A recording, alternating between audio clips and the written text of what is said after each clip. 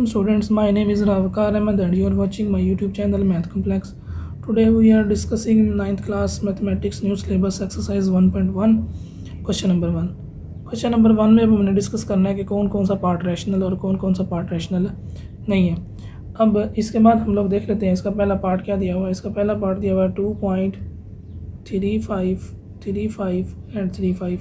Last lecture में हमने discuss किया था जो टर्मिनेटिंग डेसिमल होती है वो क्या होती है जिसमें हमारे पास पॉइंट के बाद डिजिट्स को गिना जा सके.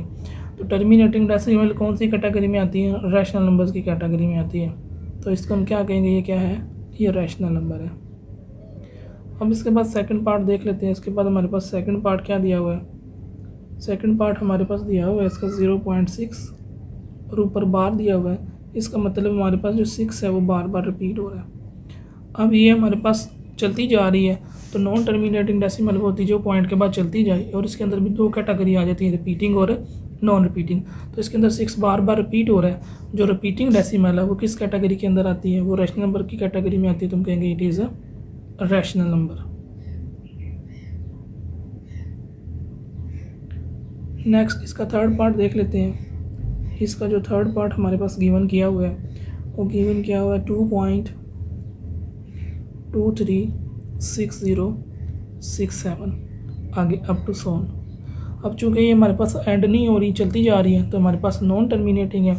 और नॉन टर्मिनेटिंग में भी दो कैटेगरी आती हैं, रिपीटिंग और नॉन रिपीटिंग की. तो इसके अंदर कोई भी डिजिट सीक्वेंस वाइज रिपीट नहीं हो रहा तो हम क्या कहेंगे, ये हमारे पास नॉन रिपीटिंग डेसिमल है.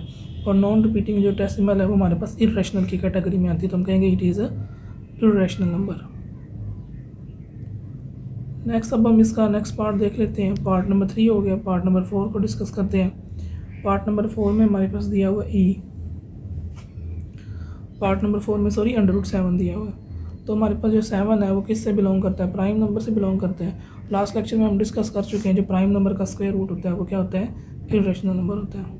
It is irrational number. अब 5 पार्ट को देख लेते हैं. 5 पार्ट हमारे पास क्या दिया हुआ है? 5 पार्ट हमारे पास दिया हुआ है ई दिया हुआ है.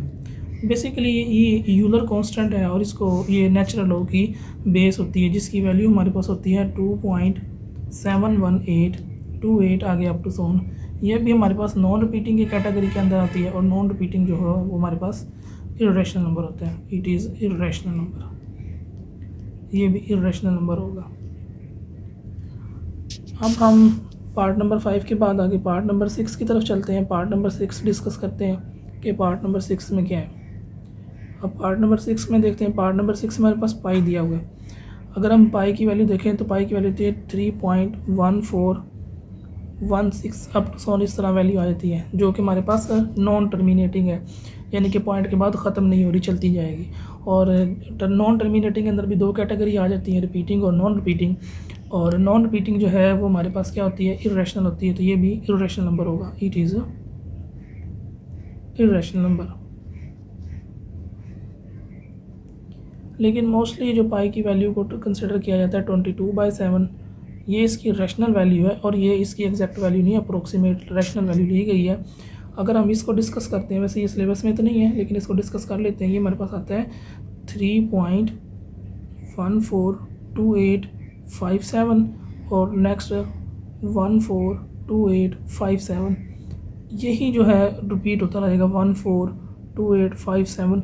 इसमें 6 डिजिट्स का ब्लॉक रिपीट होता रहता है. तो हमारे पास इसकी ये वाली जो वैल्यू है पाई की, ये बेसिकली रैशनल वैल्यू है, ये इर्रेशनल नंबर नहीं है. नेक्स्ट हम लोग जो है 7 पार्ट डिस्कस करते हैं. जो 7 और जो 6 पार्ट है, 7 और जो 8 पार्ट है वो अप्रोक्सीमेटली एक जैसे ही हैं. दोनों को साथ साथ डिस्कस कर लेते हैं. ये आ जाएगा 7. यहाँ पर हम 8 पार्ट देख लेते हैं.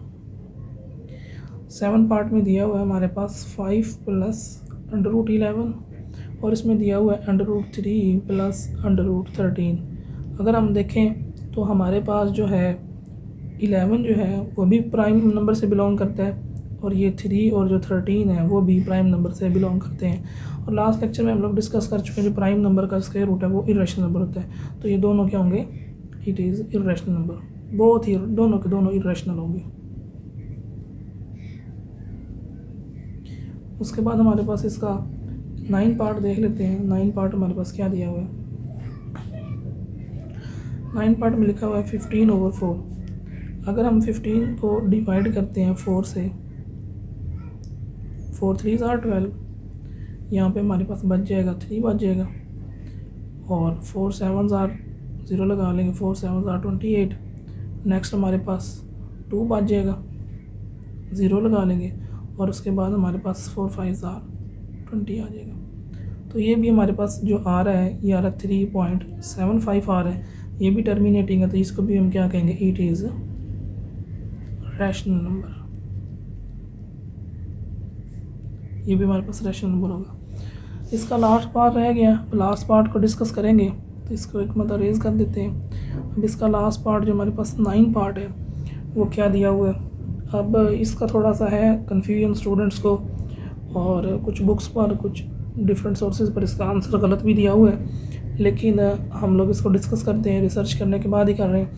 अब एक मरतबा ये प्लस में दिया हुआ, एक मरतबा माइनस में दिया हुआ, तो इसके ऊपर हमारे पास आइडेंटिटी लग जाएगी अलजेब्रिक फार्मूला 2 टर्म्स का, a+b और a-b।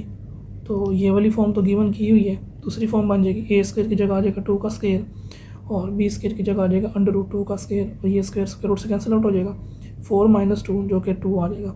और जो हमारे पास 2 है वो क्या है, रैशनल नंबर है, तो इट इज़ रैशनल नंबर। अगर कुछ बच्चों की बुक पर आंसर गलत दिया हुआ है तो वो इसको करेक्ट कर लें, इसका एग्जैक्ट आंसर रैशनल नंबर ही